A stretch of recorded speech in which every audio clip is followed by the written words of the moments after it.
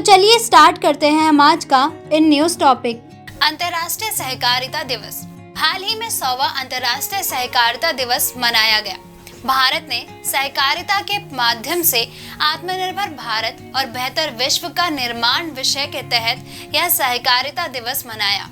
अंतर्राष्ट्रीय सहकारिता दिवस 16 दिसंबर 1992 को संयुक्त राष्ट्र महासभा द्वारा जुलाई के पहले शनिवार को अंतर्राष्ट्रीय सहकारिता दिवस के रूप में घोषित किया गया था। इस दिवस का उद्देश्य वैश्विक स्तर पर सहकारी समितियों को बढ़ावा देना और एक ऐसा वातावरण तैयार करना है जो उसके विस्तार और लाभ प्रदान करने की क्षमता को बढ़ावा दे। यह अवसर संयुक्त राष्ट्र द्वारा संबोधित प्रमुख मुद्दों से निपटने के साथ साथ अंतर्राष्ट्रीय स्तर पर सहकारी आंदोलन और अन्य कारकों के बीच गठबंधन को बढ़ाने एवं विस्तृत करने के लिए सहकारी आंदोलन के योगदान पर भी प्रकाश डालता है। अंतर्राष्ट्रीय सहकारिता दिवस का महत्व। इसका उद्देश्य है सहकारी समितियों के बारे में जागरूकता बढ़ाना और आंदोलनों के मूल्यों को आगे बढ़ाना है। अंतर्राष्ट्रीय एकता, आर्थिक दक्षता, समानता, वैश्विक शांति। क्या है अंतर्राष्ट्रीय सहकारिता दिवस 2022 की थीम? सहकारिता एक बेहतर विश्व का निर्माण करती है। कॉर्पोरेटिव्स बिल्ड अ बेटर वर्ल्ड। क्या होती है सहकारी समितियां? सहकारी समितियां जन केंद्रित उद्यम है जिसका स्वामित्व, नियंत्रण और संचालन उनके सदस्यों द्वारा उनकी सामान्य आर्थिक, सामाजिक एवं सांस्कृतिक आवश्यकताओं तथा आकांक्षाओं को पूरा करने के लिए किया जाता है।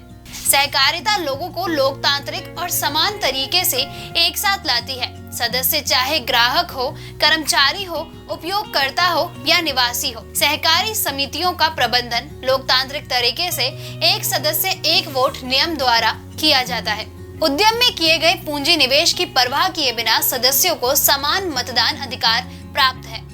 भारतीय परिप्रेक्ष्य में सहकारिता। वर्तमान में भारत में 90% गांवों को कवर करने वाली 8.5 लाख से ज्यादा सहकारी समितियों के नेटवर्क के साथ ये ग्रामीण और शहरी दोनों क्षेत्रों में समावेशी विकास के उद्देश्य में सामाजिक आर्थिक क्षेत्र के विकास के लिए महत्वपूर्ण संस्थान है। भारत में सहकारिता आंदोलन की सफलता की कुछ जानी मानी कहानियों में शामिल है आनंद मिल्क यूनियन लिमिटेड यानी अमूल, भारतीय किसान उर्वरक सहकारी लिमिटेड यानी IFFCO, कृषक भारतीय सहकारी लिमिटेड यानी KRIDHCO, राष्ट्रीय कृषि सहकारी विपणन संघ यानी NAFED। सहकारिता संबंधित सरकारी पहल। सहकारिता क्षेत्र को प्रोत्साहन देने के क्रम में केंद्र सरकार ने जुलाई 2021 में सहकारिता मंत्रालय की स्थापना की थी। इसके गठन के बाद से मंत्रालय नई सहकारिता नीति और योजनाओं के मसौदे पर काम कर रहा है। सहकारिता क्षेत्र में देश के किसान, कृषि और ग्रामीण क्षेत्र के विकास एवं सशक्तिकरण के लिए पर्याप्त संभावनाएं हैं। हाल में केंद्रीय मंत्रिमंडल ने प्राथमिक कृषि ऋण समितियों यानी PACS के डिजिटलीकरण को स्वीकृति देकर सहकारिता क्षेत्र को मजबूत बनाने का अहम निर्णय लिया है।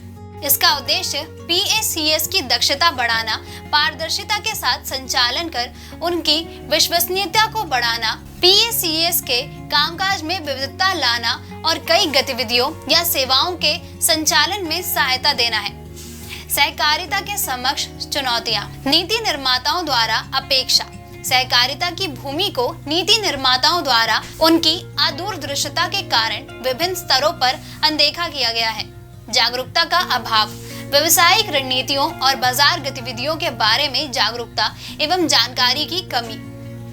वित्त पोषण और क्षमताओं की कमी। सार्वजनिक हो या निजी क्षेत्र, दोनों में ही इस क्षेत्र के प्रति विश्वास की कमी देखी गई है क्योंकि सहकारी समितियों के लिए बहुत कम या कोई वित्तीय सहायता उपलब्ध नहीं है जो उनकी क्षमता को नुकसान पहुंचाता है। बाजार के बारे में समझ की कमी और श्रमिकों में कौशल की कमी के कारण कई सहकारी समितियां खराब प्रदर्शन कर रही हैं और वांछित परिणाम देने में असफल रही है।